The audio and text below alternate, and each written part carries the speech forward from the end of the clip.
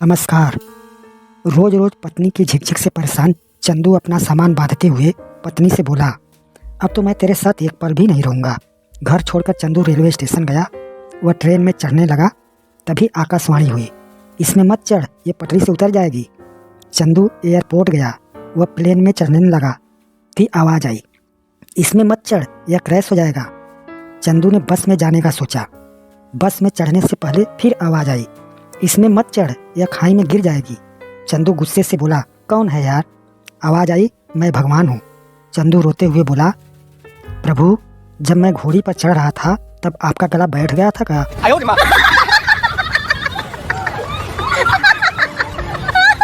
पति कमरे में बैठा शराब पी रहा था। यह देखकर पत्नी तमतमा कर बोली, आपने तो कहा था कि बिना किसी कारण शराब को हाथ नहीं लगाएंगे, फिर ये सब क्या है? पति, कारण है पगली, कारण है। अब देखो दिवाली आ रही है, रॉकेट चलाने के लिए खाली बोतल चाहिए कि नहीं?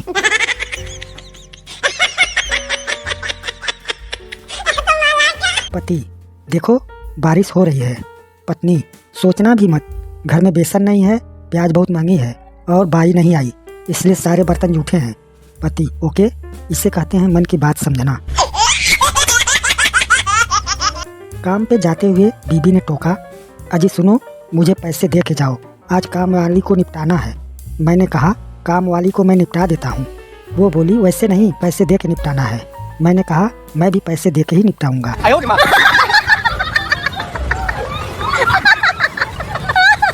पत्नी को शादी के कुछ साल बाद ख्याल आया कि अगर वो अपने पति को छोड़ के चली जाए तो पति कैसा महसूस करेगा। ये विचार उसने कागज पर लिखा, अब मैं तुम्हारे साथ और नहीं रह सकती, मैं उब गई हूँ तुम्हारे साथ से, मैं घर छोड़ के जा रही हूँ हमेशा के लिए। उस कागज़ को उसने टेबल पर रखा और पति के आने का टाइम हुआ तो उसकी प्रतिक्रिया देखने के लिए बेड के नीचे छुप गई। पति आया और उसने टेबल पर रखा कागज़ पढ़ा। कुछ देर की चुप्पी के बाद उसने उस कागज़ पर कुछ लिखा। फिर वो खुशी की सीटी बजाने लगा, गीत गाने लगा, डांस करने लगा और कपड़े बदलने लगा। फिर उसने अपने फ़ोन से किसी को फ़ोन लगाया और कहा, आज मैं मुक्त हो गया। शायद मेरी मूर्ख पत्नी को समझ आ गया कि वो मेरे लायक ही नहीं थी, इसलिए आज वो घर से हमेशा के लिए चली गई। इसलिए अब मैं आज़ाद हूँ तुमसे मिलने के लिए। मैं आ रहा हूँ कपड़े बदल कर तुम्हारे पास। तुम तैयार हो कि मेरे घर के सामने वाले पार्क में अभी आ जाओ। पति बाहर निकल गया। आंसू भरी आंखों से पत्नी बेड के नीचे से निकली और कांपते हाथों से कागज़ पर लिखी लाइन पढ़ी, जिसने लिखा था, बेड के नीचे से पैर दिख रहे हैं बावली, पार्क के पास वाली दुकान से ब्रेड लेके आ रहा हूँ, तब तक चाय बना लेना। मेरी ज़िंदगी में खुशियाँ तेरे बहाने से है, आधी तुझे सताने से है, आधी तुझे मनाने से है। No no no no.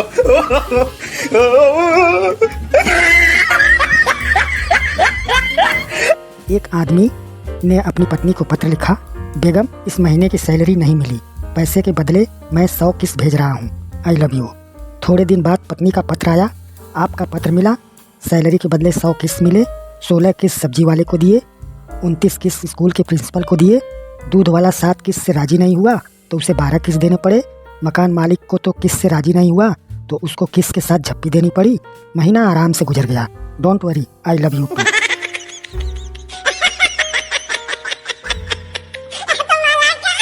पति, प्रिय, आज शाम को हम लोग खाना बाहर खा लेंगे। पत्नी, क्यों, मेरे हाथ के खाने से उब गए हो क्या? पति, ऐसी कोई बात नहीं है, दरअसल आज बर्तन साफ करने का मन नहीं कर रहा है।